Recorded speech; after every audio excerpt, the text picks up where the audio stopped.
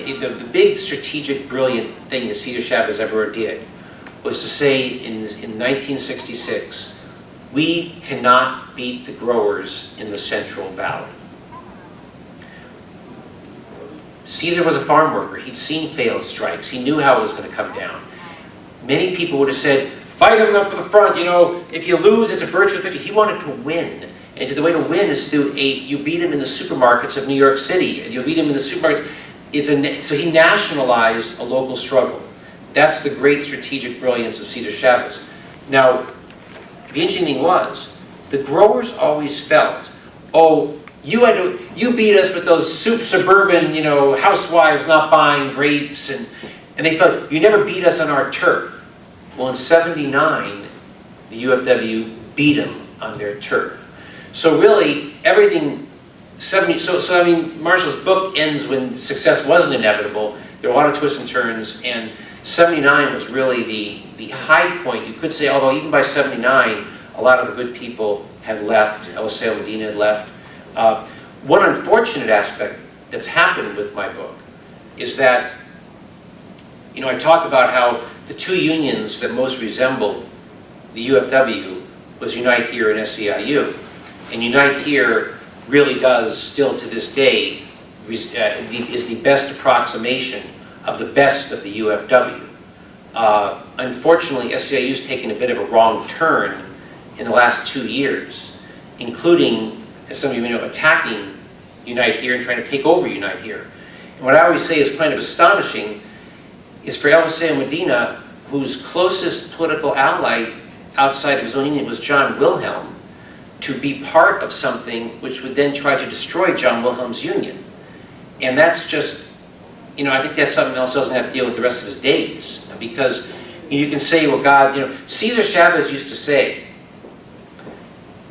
you know, and I quote this in the book, he had a problem. Let me just first say, Cesar had a problem with money, very unhealthy. I mean, he was obsessed about small quantities of money. But he used to say, you know, a lot of people want to raise, he said this in '67, he said, you know, a lot of people want to raise the pay to $10 a week.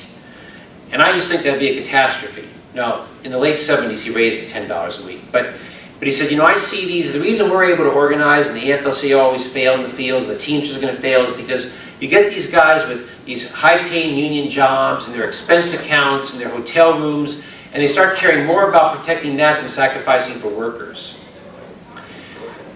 Well, I think maybe that's what with SEIU, you know, whereas Andy Stern wants to attack Unite Here and other folks don't want to jeopardize their positions by calling and saying that's crazy. But it's very sad the way SEIU kind of made a turn that the farm workers made in the '80s, getting away from the real grassroots stuff and the organizing and empowering workers and trying to do the kind of shortcuts. Fred Ross Sr. used to always say, beware shortcuts because they only lead to detours and dead ends.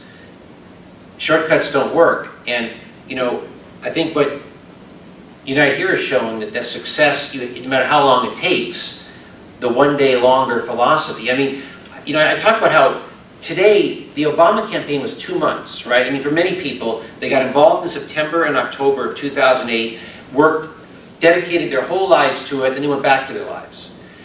The UFW, Cesar Chavez started organizing in 1962. When did you join, Bill? When did you start? 73. 73. 11 years later, people like Bill joined. There's no assurance that in 3 months, 6 months, 5 years, there's going to be a result. Yep. And it's not like an election day. And so, you know, you think that was a 13-year struggle to pass the Agricultural and Labor Relations Act. And whether with the internet and all the different, you know, everyone's in a rush, whether people would join a movement if they knew it was going to take 13 years just to win the big victory. But that's something, I mean, there's a strike going on in Chicago right now at the Congress Hotel. It's in its 7th year. And this high-ranking former Unite Here president, Bruce Rayner, is now at SEIU, has criticized Unite Here, saying, you just shouldn't strike that long. That's ridiculous. It's a crazy amount of resources. So what's the alternative? Give up. I mean, you have to send a message, and I think that's what the farm workers, they basically said to growers, we're never going away. We'll outlast you, and it worked. Any other? Yeah, Bill. One of the things I liked about Beyond the Fields was the description of the run-up to the huge immigration marches in 2006. I think everyone, remembers being astounded by that, and I don't think any veterans, thought it just came from nowhere.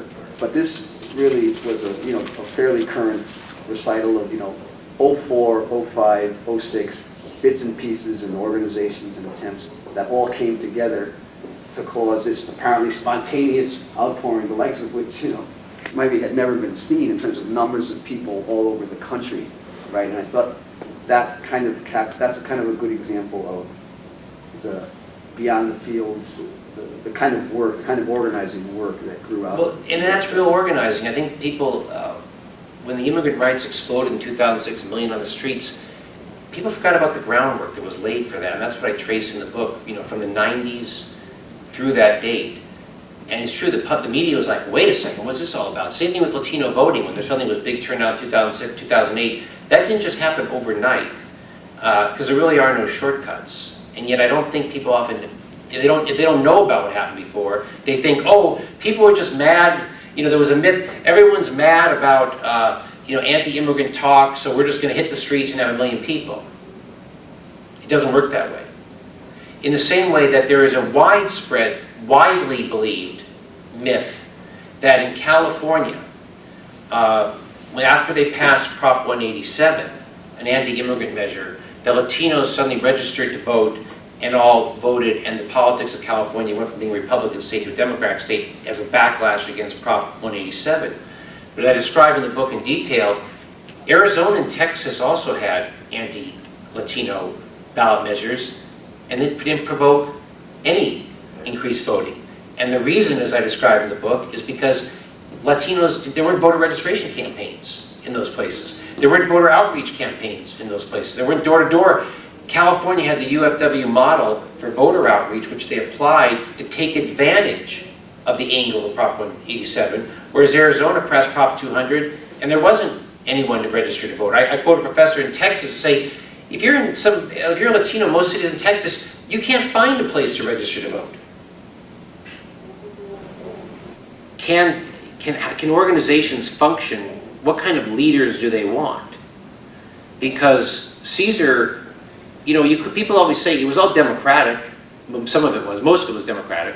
Or at SEIU, people always say that was Democratic. The executive board voted, or they attack Unite. I don't think the executive board voted to attack Unite here, but they voted to other stuff. It's like it's all Democratic. And the real interesting question, I think, for progressives in and out of labor is, why is it that progressive organizations can't tolerate dissent? I mean, we don't want to talk about that because we're the people who always have all the opinions, and it's the conservatives who always, are authoritarian. But we seem to have a hard time tolerating dissent. So if you're one local at SEIU who has a different way of doing things, you have to be taken over. It doesn't matter how successful you've been, you're not with the program. Or, it's really a very troubling thing. And the interesting thing about the UFW is, as I described in the book, Cesar Chavez had total control of the executive board. I mean, people who were loyal to him. And there were no farm workers on the executive board. And they tried to get these workers committees, because they had no locals at the UFW. That's an important fact. There are no locals. So how did workers have any say at all? So they set up these ranch committees, and they wanted to have one farm worker on the board who was actually not anti-Cesar Chavez. They put her up there because she was but she would symbolize some representation of workers. And Cesar felt threatened by that and fired all those involved. Because of a number of recent books, people talk about Caesar's getting a lot of attention for authoritarianism. You study labor history, you find similar things with other unions. That people who say, I'm with this union, we're a great union, but maybe we could do things differently, find themselves, we don't really trust you. You're disloyal. That's that whole thing in California with the NUHW, with Sal Roselli. It's like, what exactly was the problem? Sal wasn't following the program. He wouldn't follow the program. Well, what was the program? I mean, he wasn't one of us, he wasn't a team player. And boy, that really, when you have to be that homogenous, you also then lose people who don't want to be part of those organizations. And so, That's a problem we face, that there's not really a clear solution for, if we're not going to tolerate any dissent. You know, there are practical examples of unions that didn't operate that way. Forget about the international politics of the UE. UE had a rule that the top officer didn't make more money than the top worker. Yeah. The top worker always made a decent salary, but it wasn't huge. Yes. Stern was a leader of a machine by the time he moved into the new headquarters. I was there a couple of weeks ago. I've been to worse-looking designer shops. Yeah. It's obscenely fancy. It is. And that wasn't Sweeney who built it. Yeah. I mean, I think we know. I mean, you want the movement to be democratic, not just because it's more effective, but because it keeps us honest. Yeah. No, it's really, you know, as I said, you know, one of the things I always hear about Unite Here, when I hold them up as a model, they always say, yeah, but they only have, you know, 400,000 members. I mean, that's what, and you know, the theory is, but it's not just unions. It's like, you know, almost any organization involved with social change. If you start taking contrary views, you know, I don't mean people who are saying, you know, being disruptive, just expressing different views. People see that as a threat, and that's very unfortunate. And I think we seem to repeat the same mistakes. I mean, when I wrote this book, everything was cool with SEIU. There was no fight with Unite Here. They were aligned with Unite Here. There was no fight with Sauerzelli. It was just sort of, it was in the background. You know, Fred Ross was strategic organizer for 10 years with SEIU. I mean, when I see the number of incredibly talented people who've left SEIU in the last 2 years, that's just a crying loss to the labor movement. And it's just a tragedy. And it used to be back, I wrote a book about sweatshop activism called Reclaiming America that came out in 1999. And I remember I go to the campuses and there was a lot of anti-sweatshop stuff. And in fact, I have a chapter in this book on this University of Miami campaign where it was headed by the local SEIU guy, who was a former big sweatshop organizer who I knew. And they were taking these people off the campuses to unions, some in other ways. And unions, particularly SEIU, was really recruiting activists off the campus, get them to labor, and it was great. Well, those folks aren't going to join SEIU anymore. I mean, those folks aren't getting there. And I hear people say all the time, I don't want to get involved in labor. I don't want to get involved in one of those fights. I don't know if Unite Here's had a problem with recruitment, but I know that other unions, it's like, oh no, I don't want to get in the middle. You join a labor movement and you get in trouble, there's fights. So we've, instead of doing what the UFW did and get a generation people into a movement, we pushed them out.